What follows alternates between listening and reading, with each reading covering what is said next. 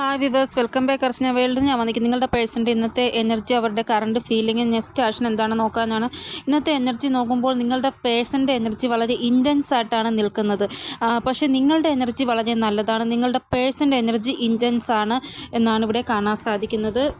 ഇവിടെ നിങ്ങളുടെ പേഴ്സൻ്റെ എനർജി നോക്കുമ്പോൾ സംതിങ് ഹാപ്പൻ ടു എൻഡ്, എന്തോ ഒരു കാര്യം നിങ്ങളുടെ പേഴ്സൻ്റെ ലൈഫിൽ എൻഡ് ആവാൻ പോകുകയാണ് എന്നാണ് ഇവിടെ കാണാൻ സാധിക്കുന്നത്. അതിൻ്റേതായ ഒരു സഫറിങ് നിങ്ങളുടെ പേഴ്സൺ അനുഭവിച്ചുകൊണ്ടിരിക്കുകയാണ്. ഇവിടെ ഇന്നത്തെ ദിവസം നിങ്ങളുടെ പേഴ്സൺ ഭയങ്കര ഡിസ്റ്റർബിങ് ആയിട്ടുള്ള ആ ഒരു എനർജിയിൽ കൂടെ ആയിരിക്കും കടന്നു പോകുന്നത്. ഇവരുടെ ഉള്ളിൽ എന്തോ ഒരു വിഷമമുണ്ട്. അത് ആരോടും പറയാൻ പറ്റാതെ അവർ ആ സഫറിങ് അനുഭവിച്ചുകൊണ്ടിരിക്കുകയാണ്. ഇവിടെ ഇന്നത്തെ ദിവസം ഇവരുടെ ഭാഗത്ത് നെഗറ്റീവ് എനർജിയാണ് കാണാൻ സാധിക്കുന്നത്. അതായത് എന്തോ ഒരു കാര്യം ഇവർക്ക് എവിടെ നിന്നും അറിയാൻ പറ്റി. ആ ഒരു കാര്യം അറിഞ്ഞതിന് ശേഷം അത് ചിന്തിച്ച് ഇവർ ഭയങ്കരമായിട്ട് നെഗറ്റീവ് ആകുന്നതായിട്ടാണ് കാണാൻ സാധിക്കുന്നത്.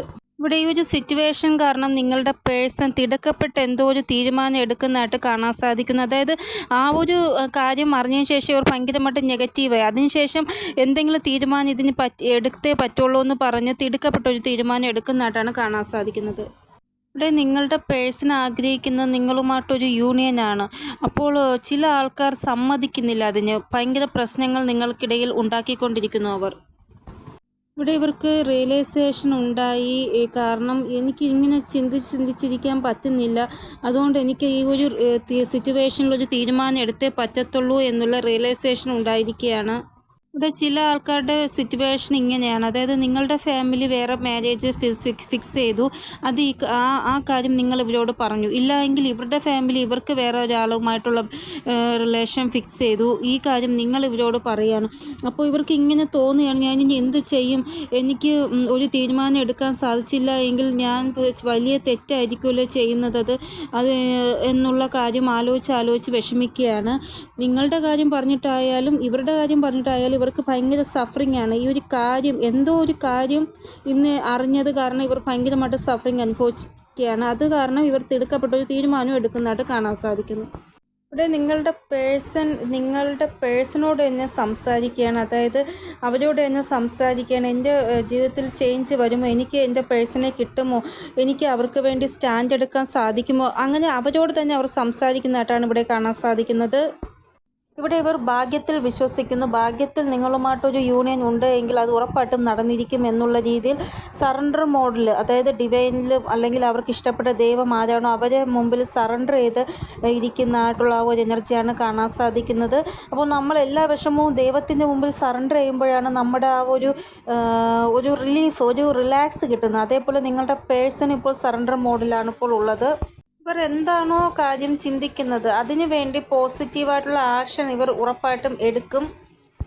ഇപ്പോൾ ഇവർ വളരെ ശാന്തമായ മനസ്സോടെ കാര്യങ്ങൾ ചിന്തിക്കുകയാണ്. എവിടെയാണ് ഇവർക്ക് തെറ്റ് പറ്റിയത് എന്നെല്ലാം ഇവർ ചിന്തിക്കുന്നുണ്ട്. ഇവിടെ നിങ്ങളുടെ പേഴ്സൺ ഡിസിഷൻ എടുക്കാൻ വേണ്ടി ഇനി വെയിറ്റ് ചെയ്യത്തില്ല. പെട്ടെന്നൊരു ഡിസിഷൻ ഇവർ എടുക്കും എന്നാണ് ഇവിടെ കാണാൻ സാധിക്കുന്നത്. അത് ഞാൻ നേരത്തെ പറഞ്ഞു, തിടുക്കപ്പെട്ട ഒരു തീരുമാനം ഇവർ എടുക്കും. കാരണം ഇവർക്ക് ഇനി വെയിറ്റ് ചെയ്യാൻ വയ്യ.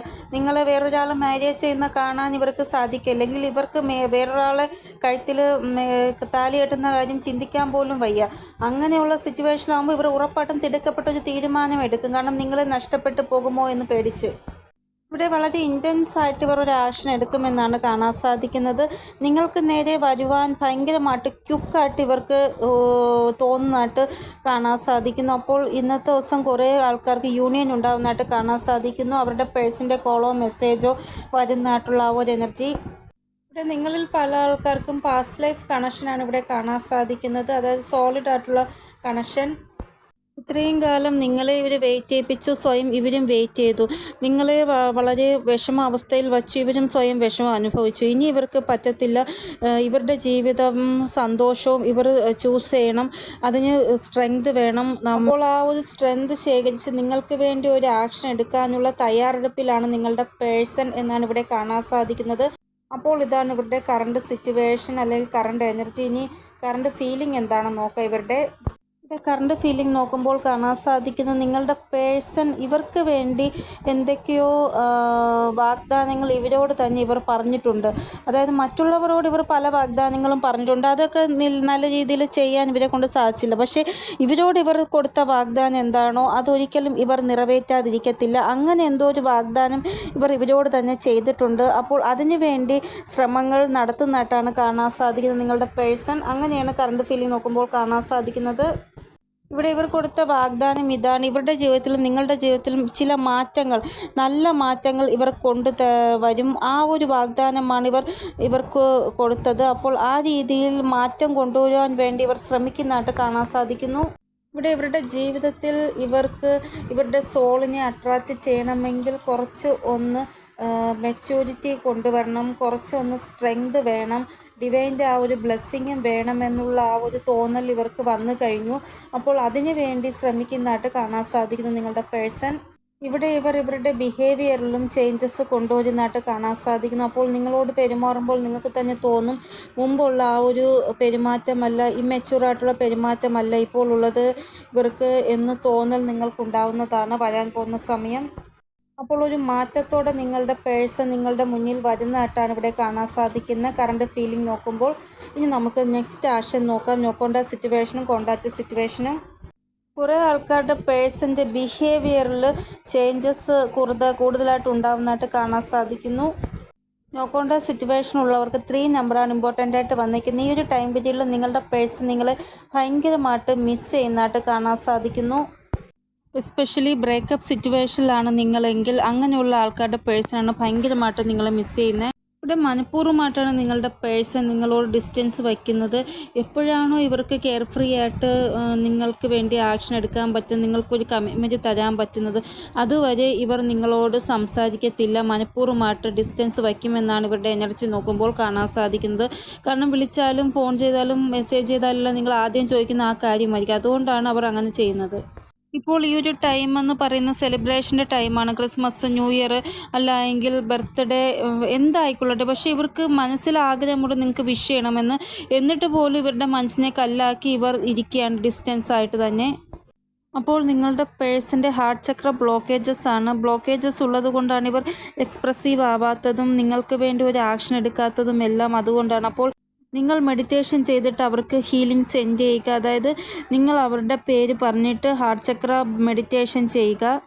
ഇവിടെ ഇവർക്ക് എല്ലാത്തിനും താല്പര്യമുണ്ട്. നിങ്ങളെ കോൾ ചെയ്യാനും മെസ്സേജ് ചെയ്യാനും നിങ്ങളെ കാണാനും എല്ലാം താല്പര്യമുണ്ട്. ഈ ബ്ലോക്കേജസ് കാരണം ഇവർ മനഃപൂർവ്വമായിട്ട് നിങ്ങളുടെ അടുത്തേക്ക് വരാതിരിക്കുകയാണ്. അപ്പോൾ എനർജി നോക്കുമ്പോൾ കാണാൻ സാധിക്കുന്നത് നിങ്ങളുടെ പേഴ്സൺ നിങ്ങളുടെ അടുത്തേക്ക് വരാൻ കുറച്ചും കൂടെ സമയമെടുക്കും എന്നാണ് ഇവിടെ കാണാൻ സാധിക്കുന്നത്. ലക്കി വണ്ണായിട്ടുള്ള ആൾക്കാർക്ക് 3 hours അല്ലെങ്കിൽ 3 daysനുള്ളിൽ മെസ്സേജോ കോളോ വരുന്നതായിട്ട് കാണാൻ സാധിക്കുന്നു.